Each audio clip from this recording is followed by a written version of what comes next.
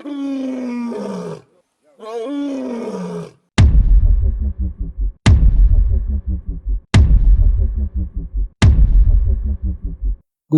ગૌરવ અને એશિયાટિક સિંહોનું એકમાત્ર કુદરતી સરનામું એટલે ગીરનું જંગલ. પરંતુ છેલ્લા કેટલાક સમયથી ગીર અને તેની આસપાસના વિસ્તારોમાં વનરાજના બદલાયેલા મિજાજે ભારે ચિંતા જગાડી છે. સ્થાનિકોમાં ફફડાટ છે કે સિંહ કેમ આટલા આક્રમક બની રહ્યા છે. પરંતુ વાસ્તવિકતા એ છે કે સિંહ પોતાની પ્રકૃતિ નથી બદલી રહ્યો, બલકે માણસે પોતાની ભૂલો, બેદરકારી અને અનિયંત્રિત લાલચથી સિંહોને આક્રમક બનવા માટે મજબૂર કર્યા છે. સિંહ અને માનવ વચ્ચે વધતા ઘર્ષણ પાછળ જંગલ ટૂંકું પડવા કરતાં માણસે વટાવેલી મર્યાદાઓ વધુ જવાબદાર છે. સિંહ મૂળભૂત રીતે અત્યંત શાંત પ્રાણી છે અને તેનો મુખ્ય ખોરાક મનુષ્ય ક્યારેય હોતો નથી. પરંતુ આજના સોશિયલ મીડિયાના જમાનામાં માણસ પોતાની મર્દાનગી બતાવવા અથવા સસ્તી પબ્લિસિટી માટે સિંહના વિસ્તારમાં ઘૂસી જાય છે. સિંહ દેખાય ત્યારે મોટી સંખ્યામાં ટોળા વળવા, બૂમો પાડવી, વાહનો પાછળ દોડાવવા, સેલ્ફી લેવા નજીક જવું અને પથ્થર મારવા જેવી ગંભીર ભૂલો સતત વધી રહી છે. ખાસ કરીને રાત્રિના સમયે જ્યારે સિંહ શિકાર પર હોય ત્યારે લાઇટો કરીને કે વાહનો લઈને થતા ચેનચાળા સિંહની સહનશક્તિની હદ વટાવી દે છે. વન્યજીવન નિષ્ણાંતોના મતે સિંહને વારંવાર ડિસ્ટર્બ કરવામાં આવે ત્યારે તે સ્વબચાવમાં હિંસક બને છે. છેલ્લા જે થોડા દિવસોમાં આ કિસ્સાઓ બન્યા છે એ સિંહની ખૂબ જ નજીક ગયા હોય, ઇલીગલ લાયન શો હોય, રાત્રે બેદરકારી રાખેલી હોય અને એને છંછેડો હોય, એમાં જ આ હુમલા થયેલા છે.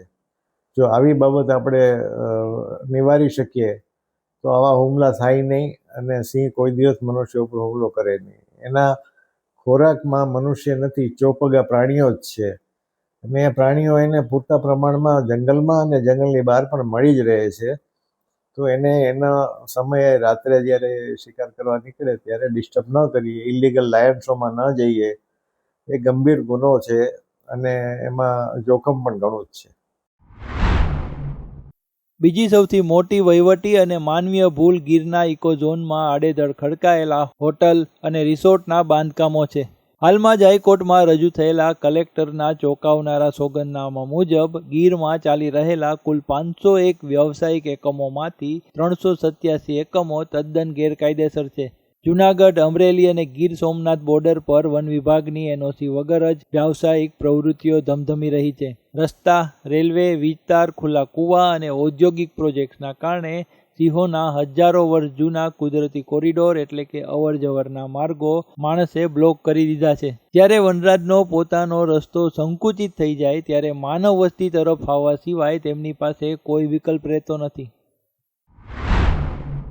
આ સમગ્ર પરિસ્થિતિ વણસવા પાછળ માત્ર સામાન્ય જનતા જ નહીં પરંતુ તંત્રની પણ ગંભીર આળસ અને બેદરકારી છતી થાય છે.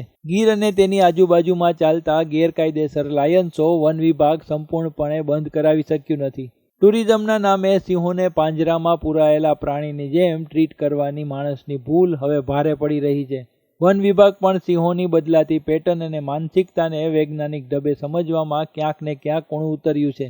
દરેક હુમલા પછી સિંહને પકડીને જેલમાં પૂરી દેવો એ ત્વરિત પગલું હોઈ શકે પણ તે કાયમી ઉકેલ નથી. સિંહ દર્શન એટલે શું એ આપણે સમજવાની જરૂર છે. કોઈ પણ ગામ કે કોઈ પણ વિસ્તારમાં જ્યારે સિંહ જોવા મળે ખેડૂતની વાડીમાં તો એ સિંહ જોવે અને સિંહ દર્શન ના કહેવાય. જ્યારે સિંહને કોઈ પણ પ્રકારની ખલેલ પહોંચાડવી, પજવણી કરવી, ઉશ્કેરણી કરવી એને ખરેખર ગેરકાયદેસર સિંહ દર્શન કહેવાય છે. અને આ પ્રકારનું કૃત્ય કોઈ પણ વ્યક્તિ કરે તો એમના વિરુદ્ધ વન વિભાગ કડકમાં કડક કાર્યવાહી કરશે. જ્યાં સુધી માણસ પોતાની ભૂલો સુધારીને સિંહ પ્રત્યે સંવેદનશીલતા નહીં દાખવે ત્યાં સુધી કોઈ વહીવટી કાગળ સંઘર્ષ રોકી શકશે નહીં. જો ગીરના ઘરેણા સમાન સિંહોને બચાવવા હોય તો ગેરકાયદેસર બાંધકામો પર બુલડોઝર ફેરવવું પડશે, ગેરકાયદેસર લાયન શો સખત રીતે બંધ કરાવવા પડશે અને માણસે વનરાજની મર્યાદાનું સન્માન કરવું પડશે. નહીં તો સિંહ અને માનવ વચ્ચેની સદીઓ જૂની દોસ્તી પર સંકટના વાદળ ઘેરાશે. Bureau report, GSTV.